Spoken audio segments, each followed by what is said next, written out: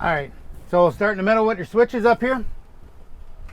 Your stabilizer camera switch is in the center. All right, so you hit that, and then your fake little stabilizers will come up showing you where they're going to end up at fully extended. You've got a load manager. That load manager, I would just leave it on. It's active with the parking brake set. Watching your voltage falls below, I believe, 12.1. It'll kick off non-essentials, kick up your high idle, so just leave it on.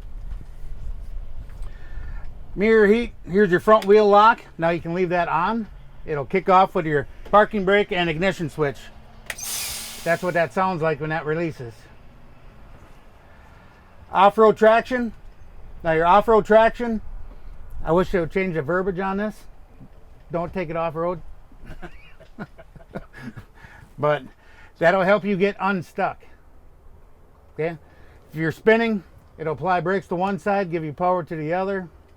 Right? This truck is going to govern you down. If you hit that switch, it'll let you build that power back up so you can get unstuck. And you can also use that along with your inner axle differential. Now with that, this is how I used it. Wisconsin, I think I had to use it once in 20 years. I was on a hill, snow and ice, wasn't going anywhere. I stopped, shifted it over, got up the hill, stopped, shifted it back out. That'll keep you out of any trouble with it. No drive pavement, 25 miles an hour or less. If it's icy out or you're driving with it on, you're trying to turn, it's going to want to push you forward. All right? You can shift it when it's in drive mode, though, right? Yep, in drive. You don't want to be spinning when you shift it over. Okay. And stop, then switch it out. Yep. All right, you got your engine brake, up for on, down for off, up for high, down for low. All Pierce recommends, if it's slippery out, they want you to shut it off. It does work along with the ABS, but what tells the truck to shut an engine brake off is a wheel spin.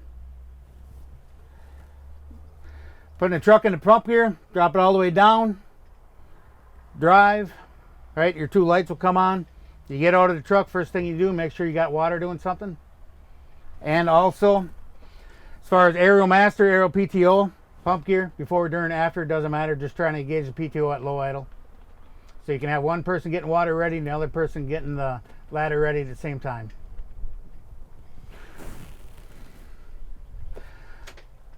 Command zone, deck of cards, bottom left is aerial screens. So then here's your grade and slope, and you can page through all your screens. So bottom left, aerial screens. Go back into your menu, bottom right, it looks like a speaker with a line through it. Okay, that's meant for if you had a bad compartment door switch and you know that that compartment is shut. Okay, you can silence that so it'll go off once every 30 seconds compared to constantly, but you can't silence the seat belts through that. Hit it again, you go into diagnostics, very bottom says live data.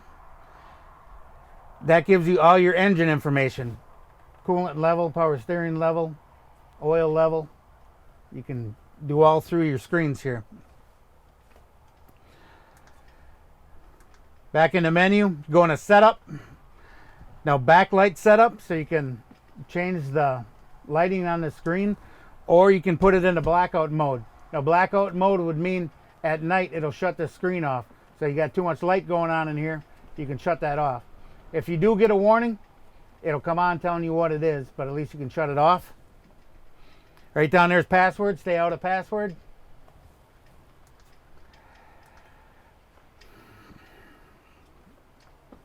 All right, hit your lines on the side. Oh, emergency lighting, so you can turn on all your emergency lighting from your screen.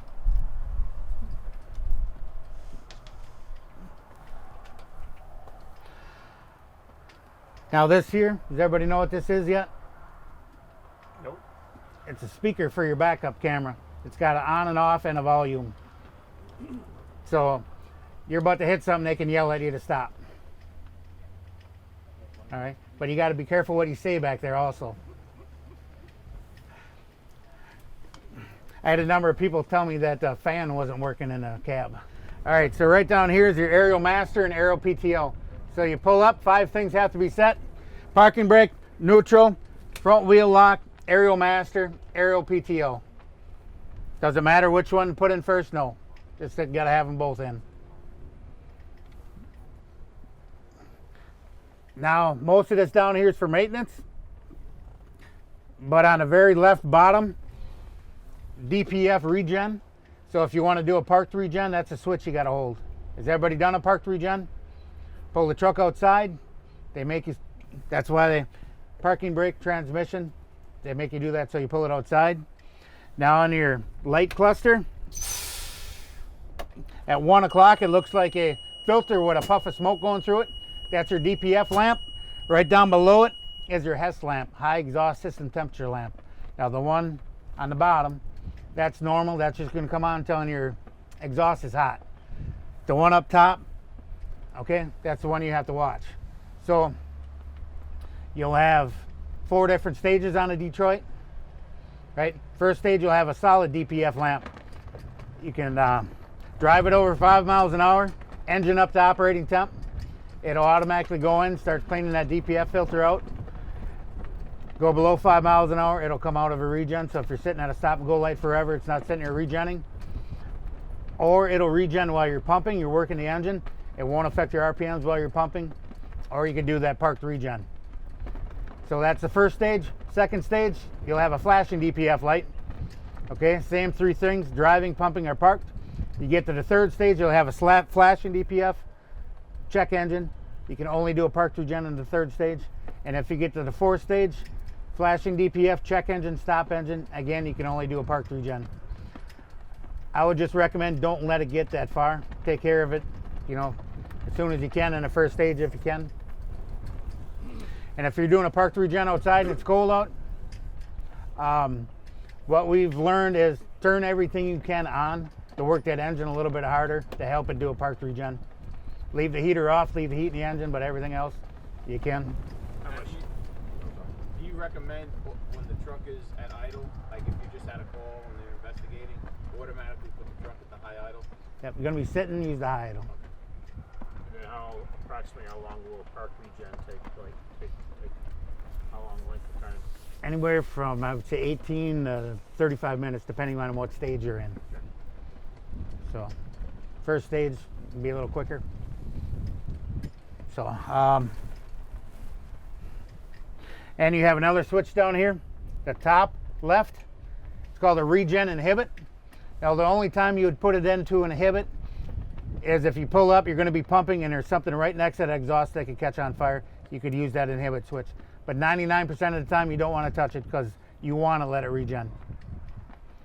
Just at a training where they're using the inhibit switch to take it out of a parked regen, it will take it out of a parked regen, but now you just put it into inhibit, so as you're driving it won't regen. Right? So to take it out of a parked regen, you can put your foot on your foot brake, parking brake, or transmission. Any of those will take it out of a parked regen. If you get a call during you're doing a parked regen, you can take it out, go on your call, come back, leave the truck out on the apron, parking brake neutral. If the light comes back on, just put it back into a parked regen and let it finish.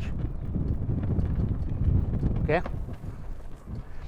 Also here, starting the truck, remember battery, ignition, let it go through its prove out, start, hazards, emergency master. Okay. Does the same as the one up top here. You can turn them on from down here. Lights, panel, dim. Right at the steering column is your high idle. All right, I think that's it for the cab.